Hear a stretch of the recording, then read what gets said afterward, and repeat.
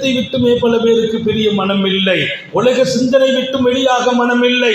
நீங்கள் எப்படி வாழ்கிறீர்களோ அப்படி மரணம். பெருமானார் சொன்ன வார்த்தை, தமூத்துன் கமா தஈஷூன், வாழ்வதை போல் மரணம். வாழ்க்கை எப்படி? அல்லாவின் நினைவிலா? மரணமும் அல்லாவின் நினைவில். வாழ்க்கை மறுமையின் சிந்தனையா? மன்னரை அப்படி அமையும். பாவம் இல்லாத வாழ்க்கையா?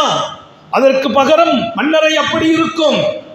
நான் வாழ்ந்த வாழ்க்கையின் அதன் வெளிப்படுத்தும் இடமே என் கபர்.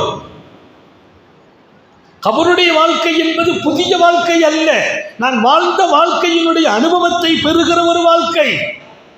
நான் இருந்த நாட்கள் மனைவியோடு எப்படி நடந்தேன், என் கபர் பாடம் தரும். பிள்ளைகளோடு எப்படி வாழ்ந்தேன், என் கபர் பாடம் தரும். சமூகத்தோடு எப்படி நடந்தேன், என் கபர் பாடம் தரும். அல்லாஹ்வோடு எப்படி நடந்தேன், அதற்கான கூலி கபர் காட்டும்.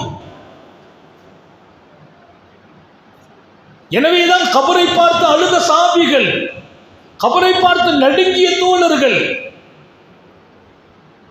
சாந்த நபிகள் ஸல்லல்லாஹு அலைஹி வஸல்லத்தோடு நாங்கள் உட்கார்ந்திருந்தோம். சையதுனா அவுஃப் இப்னு மாலிக் அல்-அஷ்ஜாஇ சொல்கிறார், நபியோடு உட்கார்ந்திருந்தோம். திடீர்னு ஒரு கூட்டம் அந்த பக்கமா நிற்கிறாங்க. பெருமானார் கேட்டாங்க, என்ன கூட்டம் என்று.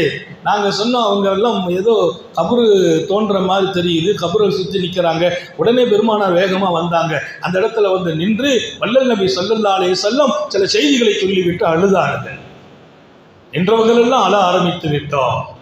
சொன்னார்கள், இதுதான் உங்கள் வாழ்க்கையின் மறுமையை தீர்மானிக்கும் இடம் என்றார்.